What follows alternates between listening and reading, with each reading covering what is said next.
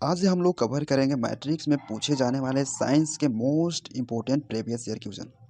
तो दोस्तों एक बार वीडियो को जरूर देखें ताकि यहाँ से एग्जाम में क्वेश्चन पढ़ने पर आप आसानी से कर पाएँ और चैनल को सब्सक्राइब जरूर करें। चलिए शुरू करते हैं। प्रकाश के परावर्तन के कितने नियम हैं? तो इसका आंसर हो जाएगा बी, यानी कि 2 नियम होते हैं। प्रकाश का अपवर्तन का भी 2 नियम होता है, ठीक है। प्रकाश के परावर्तन की बात करें तो पहला नियम होता है कि इसे मान लेते हैं ये सरफेस है, ठीक है। तो आपतन कोण और परावर्तन कोण दोनों बराबर होते हैं। जैसे मान लीजिए ये अभिलंब है, ठीक है। तो जितना कोण ये होगा उतना कोण ये भी होगा। दूसरा नियम होता है कि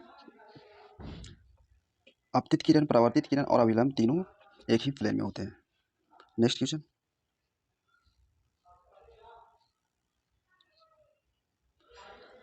वायु में गमन करती प्रकाश की एक किरण जल में तिरछी प्रवेश करती है। यह किरण,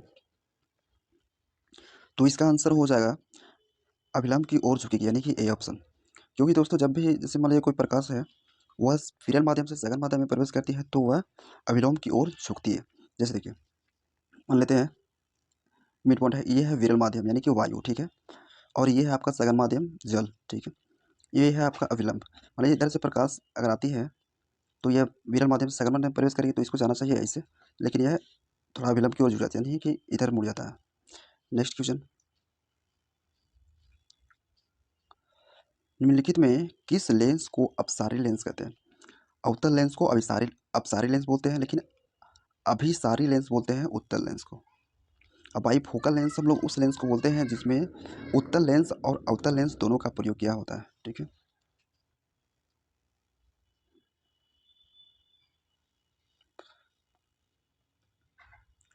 किसी बीम का वास्तविक तथा समान साइज का प्रतिबिंब प्राप्त करने के लिए बीम को उत्तल लेंस के सामने कहाँ रखना चाहिए? तो दोस्तों अगर वक्रता केंद्र पर रखते हैं तो समान साइज का प्रतिबिंब बनेगा। जैसे मान लेते हैं ये आपका उत्तल लेंस है, ठीक है। अब देखिए मान लेते हैं ये फोकस है, यहाँ से यहाँ तक ये आपका फोकस है। तो हम लोग जानते हैं कि वक्रता केंद्र जो होती है वो फोकस की दोगुनी होती है। कि मान लेते हैं यहाँ आपका सेंटर है, नहीं वक्रता केंद्र, ठीक है। तो इसके अनुसार आपका आंसर हो जाएगा बी, यानी कि लेंस की फोकस दूरी की दुगनी, क्योंकि फोकस की दुगनी दूरी पर होती है, इसलिए आंसर आपका बी हो जाएगा। Next question. मानव नेत्र जिस भाग पर किसी वस्तु का प्रतिबिंब बनाता है वह है दोस्तों वह है आपका दृष्टिपटल, जिसे हम लोग रेटिना भी बोलते हैं, ठीक है। अगर परितारका की बात करें तो दोस्तों जैसे किसी व्यक्ति का आँख का रंग भूरा होता है या नीला होता है या काला होता है तो इसका वजह होता है दोस्तों परितारका। परितारका का डिफरेंट होने की वजह से ही मतलब आँख का रंग का चेंज होता है, ठीक है। दोस्तों कॉर्निया की बात करें तो जैसे मान लीजिए किसी व्यक्ति को अगर आँख बोला जाता है कि हम आँख दान दे रहे हैं तो वह कॉर्निया को ही दान करता है, जिसे हम लोग इंग्लिश में कॉर्निया ही बोलते हैं, ठीक है। तो यहाँ से क्वेश्चन बन सकता है कि मतलब आँख दान में क्या चीज़ दान किया जाता है आँख का, तो इसका आंसर होगा कॉर्निया।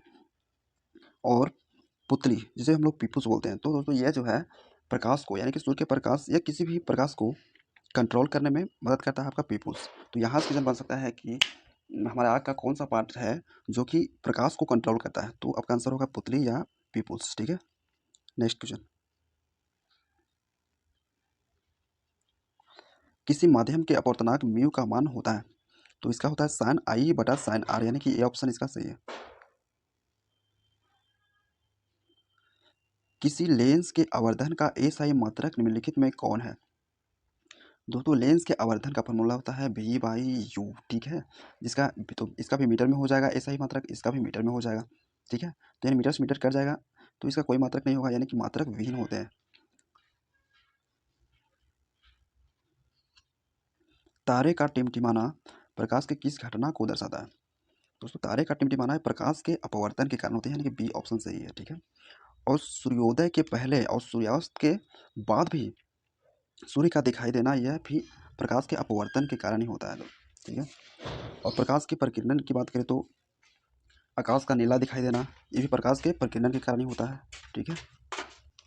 और सूर्योदय के समय और सूर्यास्त के समय सूर्य का लाल दिखाई देना यह भी प्रकाश के प्रकीर्णन के कारण ही होता है, ठीक है। प्रकाश के वर्ण विक्षेपण की बात करें तो जैसे श्वेत प्रकाश जो होते हैं उसको 7 रंगों में विभक्त होना प्रकाश का वर्ण विक्षेपण कहलाता है। प्रकाश का परिवर्तन हो जाएगा आपका जैसे किसी मरीचिका का बनना या किसी या ऑप्टिकल फाइबर का चमकना।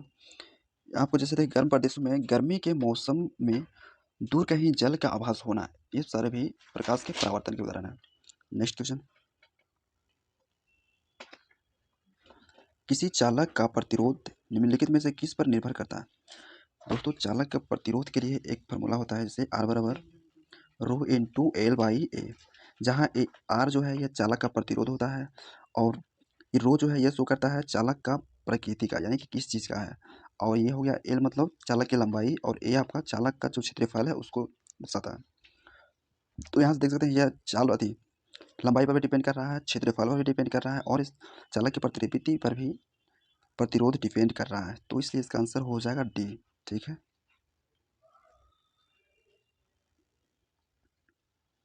निम्नलिखित में कौन विद्युत शक्ति का ऐसा ही मात्रक है? दोस्तों विद्युत शक्ति बराबर होता है W/T, यानी कि कार्य बटा समय, इसलिए इसका आंसर हो जाएगा बी। दोस्तों वाट मात्रक होता है शक्ति का, एम्पियर आपका करंट यानी धारा का, ओम हो जाएगा प्रतिरोध का। विद्युत परिपथ में विद्युत धारा मापने के लिए निम्नलिखित में से किस युक्ति उपयोग होता है? दोस्तों विद्युत धारा को मापने के लिए आमीटर का प्रयोग करते हैं, लेकिन विद्युत धारा की दिशा को मापने के लिए गैल्वेनोमीटर का प्रयोग करते हैं, और वोल्ट मीटर का प्रयोग वोल्टेज को मापने के लिए करते हैं, और वोल्टामीटर का उपयोग विद्युत की मात्रा को मापने के लिए करते हैं।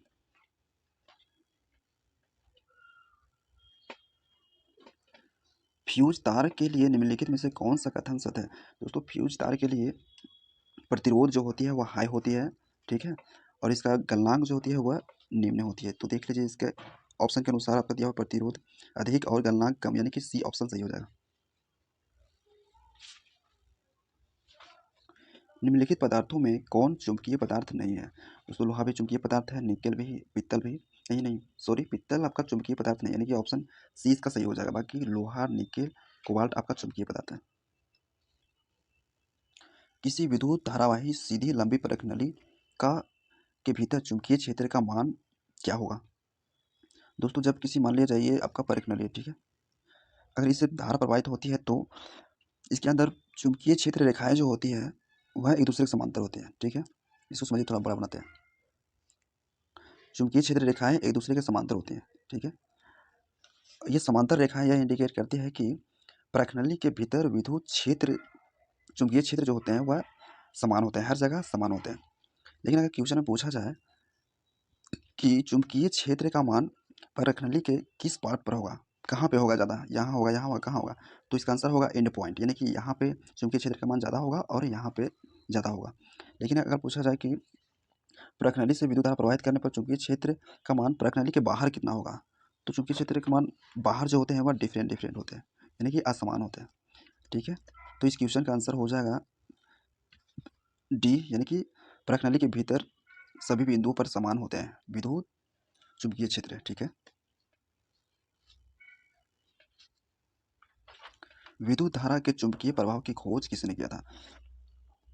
दोस्तों इसका आंसर हो जाएगा ए, यानी कि ऑस्टर्ड। ऑस्टर्ड नहीं बताए थे कि जब मान लीजिए किसी चालक से विद्युत धारा प्रवाहित करते हैं तो इसके क्षेत्र यानी कि आसपास विद्युत चुंबकीय क्षेत्र विकसित होते हैं, ठीक है। और दोस्तों ये हमारा लास्ट क्वेश्चन था, ठीक है। मिलते हैं नेक्स्ट वीडियो में। Thank you for watching this video.